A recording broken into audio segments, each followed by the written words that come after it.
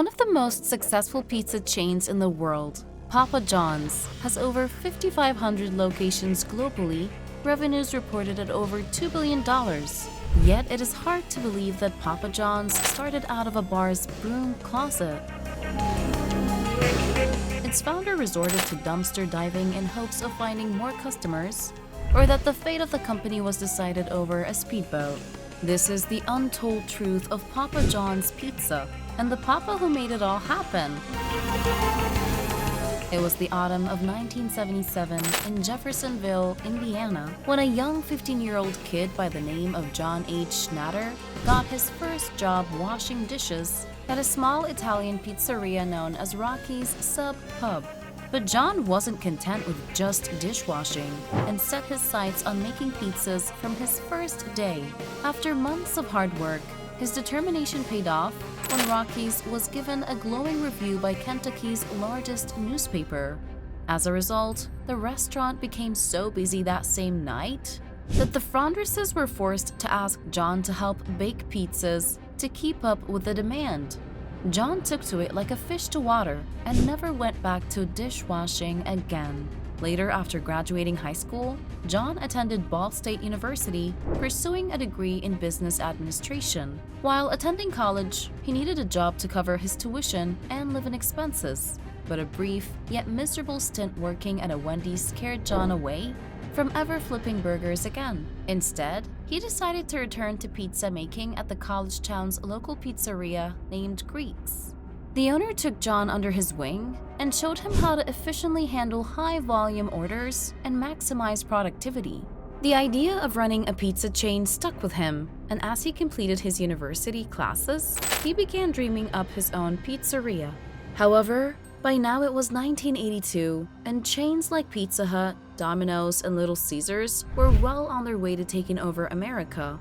If John wanted to stand a chance against these growing giants, he needed to come up with a way to stand out from the competition. Ultimately, John figured that if Pizza Hut owned variety, Domino's owned speed, and Little Caesars owned price, the only other place to compete was in taste and quality.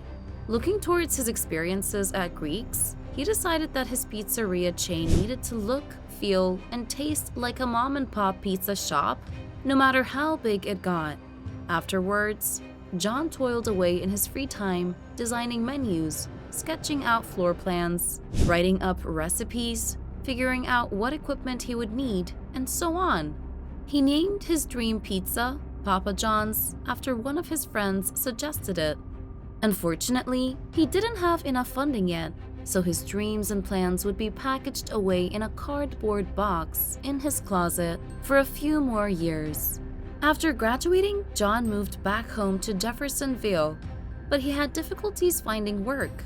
After unsuccessfully applying for dozens of jobs, John's father, Robert, approached him with an offer to manage a tavern he owned named Mick's Lounge. The catch was that the bar was falling apart, the quality of the drink and food were rock bottom, employee morale was awful, and worst of all, the business was $64,000 in debt.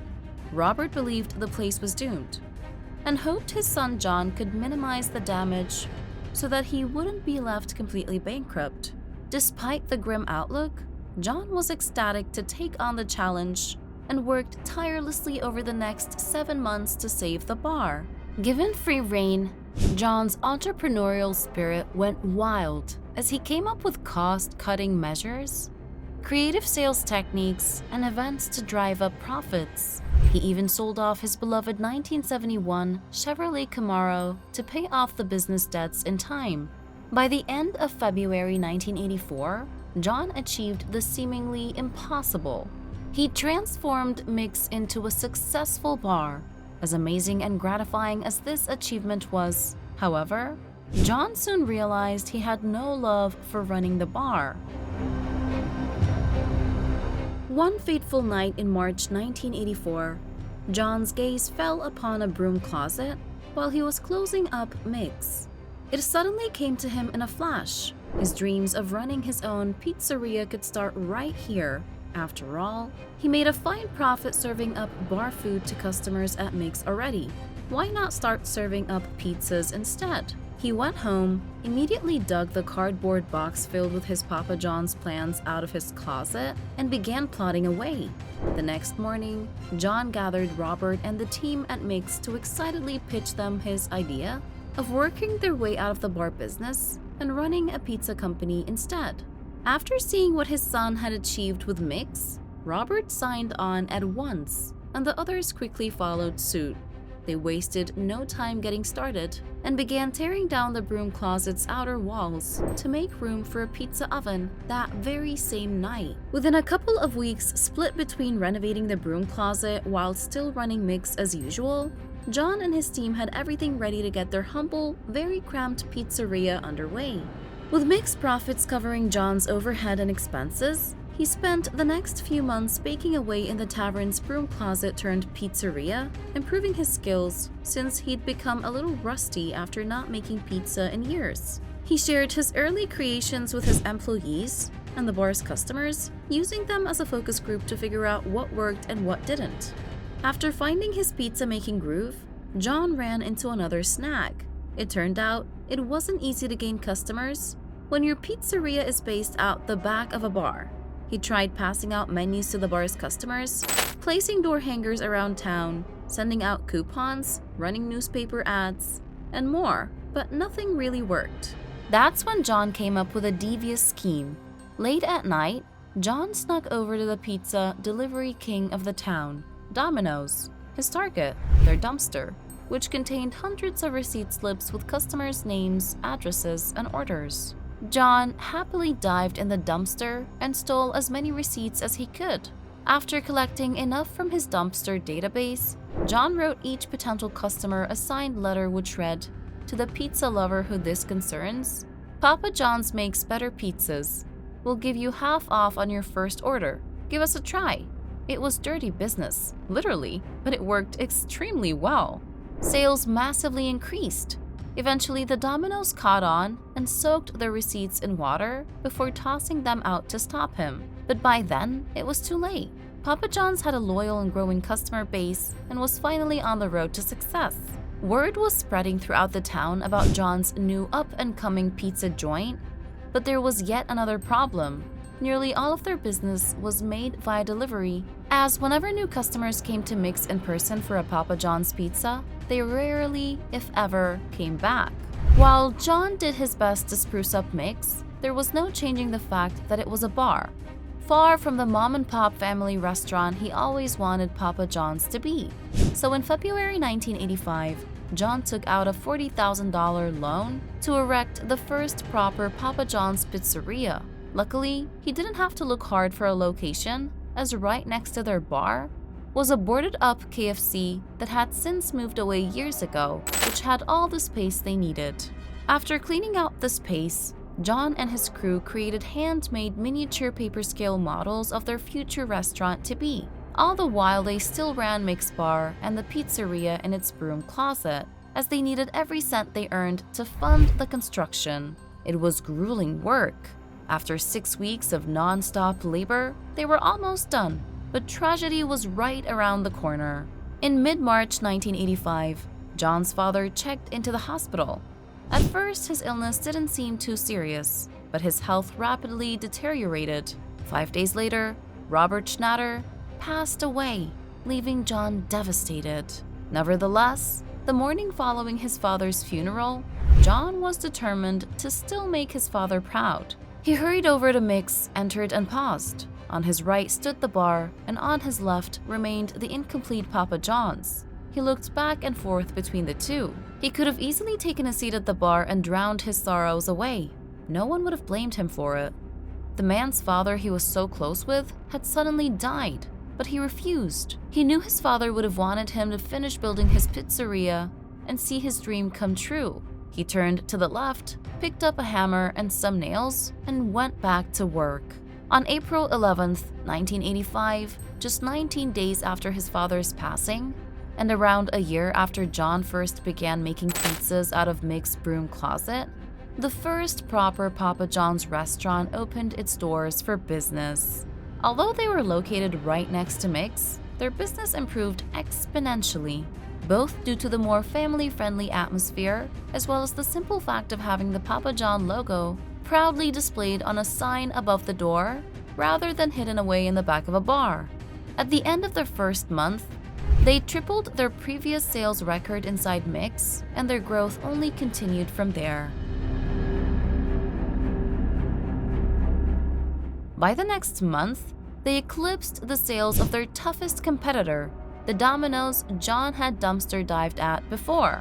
That got John thinking, if he could beat the competition in Jeffersonville, then what was stopping him from taking on the rest of the world? As the revenues of their first location grew each week, John turned to the task of figuring out where to open his second location. He chose the nearby town of Clarksville, Indiana. It was just around 5 miles away and right outside of their current delivery range. John was also careful to learn from his first restaurant before blindly building another. The original Papa John's next to Mix included a full dining room, complete with fine tableware and an expanded menu. It fitted John's dream of a mom-and-pop style restaurant, but the numbers showed that most of his customers preferred carry-out or delivery rather than dining in. His second location was built off of a local highway to better facilitate the pick-up-and-go nature of the business. Leading up to the second location's grand opening, John returned to his old tricks and raided the dumpster of Clarksville's Domino's for customer addresses to send handwritten letters to. It worked just like before, and the Clarksville Papa John's sales grew every week that went by. Unwilling to let the momentum go to waste, John quickly set off on building a third location in the next town over less than a month later, which proved to be yet another success. John's aggressive tactics were evidently working, so on December 1st, 1986, he decided to open a location in the nearby city of Louisville, Kentucky. Unfortunately, this chain didn't really succeed like before, but John refused to close their struggling Louisville location. Instead, John turned his attention toward upgrading the infrastructure of his pizza chain to better serve his budding company. Additionally, John also took care to put people who shared his vision of Papa John's future in charge of each of his locations and stepped aside as they went to work. This hands-off approach left him free to focus on the long-term success of the company. Meanwhile, John also saw his dreams of turning Papa John's into a franchise finally come true too. Their first franchisees were prior Domino's owners who were convinced to defect to Papa John's side after seeing the young chain's success. And before long, more and more people flocked to open their own Papa John's franchise. Not everyone agreed with John's vision. After Robert's passing, Papa John's ownership was split between 3 people. John personally owned 49%, one of his earliest team members, Bob Ehringer, owned 36%, and John's uncle Bill owned 15%. The trio had an excellent relationship during the company's early years, each contributing as much as they could, but things began to sour by 1987. The key issue became that despite all of Papa John's successes, none of them were receiving much in the way of profits. John was adamant about reinvesting every single cent they earned back into the company to further fuel its growth, which was clearly paying off, but Bill didn't see things that way. Bill was in his 60s by now and didn't understand why they needed to work so hard, especially when he wasn't seeing a dime of it. He wanted to stop spending so much money, time, and effort on expanding. Things finally came to head when one of the trio's weekly meetings devolved into a vicious argument. Neither John nor Bill were willing to back down, and Bob, tired of working day in and out for years, took Bill's side. Together, the pair represented 51% of the company, which was all that was needed to throw the fate of Papa John's into question. John recognized that he needed to regain control of the company and fast. Otherwise, his life's work could have come crashing down, especially as the infighting was already causing the chain's quality control to slip. But the question was how? Then in early 1988, Bob called up John asking for $20,000. Bob had become obsessed with a speedboat he purchased and wanted to increase its power with a new muffler. John saw his chance and offered to hand over the cash in exchange for 2% of Bob's shares in Papa John's. Bob agreed, and with that, John owned a majority in the company, and Papa John's future was saved. all thanks to a speedboat muffler. Later that year, John decided to buy out their shares completely for over $300,000. That probably seemed like a fine price to Bob and Bill at the time, although they would soon look back and think they'd got ripped off. Now that John had full control of the business, he was free to take his company to a whole new level. By the end of the 1980s, there were nearly 40 Papa John's restaurants, yet by June 10, 1991, Papa John's celebrated the opening of its 100th location. That number doubled the very next year as Papa John's spread further out towards lucrative metropolitan markets such as Indianapolis, Cincinnati, Nashville, Cleveland, Memphis, St. Louis, Atlanta, and more. Still, despite their victories, John's ambitions were running faster than his profits. That's when Rick Sherman, then CEO of the Rally's hamburger chain, suggested that John use Wall Street's money to further fund Papa John's growth. After months of seemingly endless paperwork, Papa John's hit Wall Street on June 8, 1993. Wall Street's brokers instantly fell in love with the chain and snatched up its stocks like crazy. In a single day, Papa John's became worth $344 million.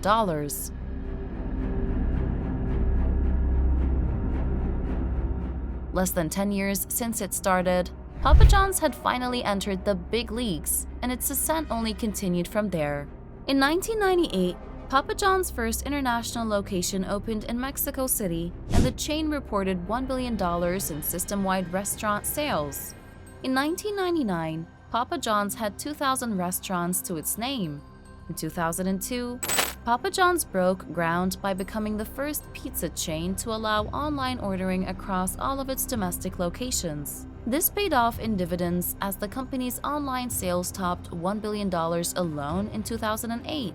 Finally, in 2016, John saw his pizza chain surpass 5,000 locations worldwide. In 2017, pizza sales were down, and so was their stock price. But John came out and blamed the NFL for this, which Papa John's was the sponsor of. John publicly criticized the NFL for its handling of the national anthem protests, started by Colin Kaepernick, to draw attention to police brutality and racial inequality. His comments were very poorly received, as they not only seemed to be passing the blame, but also insensitive to the issues involved. So, executives at the company hired a firm to help train John to handle the media better in future and avoid any more public backlash. However, in an extremely ironic turn of events, during a call with the PR firm, John used the N-word whilst trying to explain why he didn't think his comments were that bad compared to what other people had said. After this, the PR company immediately stopped working with him, and when the media found out why and John's comments got leaked, it created lots more headlines of controversy for Papa John's. All the backlash from this meant John stepped down as CEO and chairman of the company. To distance themselves further from John, Papa John's began removing his face from ads and packaging. Papa John's headquarters then canceled the sublease agreement on John's office, effectively evicting the founder of the company from his own office. Papa John's also created a new policy, which was dubbed a poison pill, that ensures John can never acquire a controlling stake in his own company again, since he was considered too toxic to the brand. Of course, that's not ideal when the company is literally named after him. For John, he felt like he'd been betrayed by his own company. In November 2019, John finally did a public interview to address everything and went on to criticize Papa John's and the way it had been run since his departure. He even criticized the company's food, saying, "I've had over 40 pizzas in the last 30 days, and it's not the same pizza. It's not the same product anymore. It just doesn't taste as good." He ended by warning that the company's day of reckoning will come. Thanks for watching, and we'll see you next time.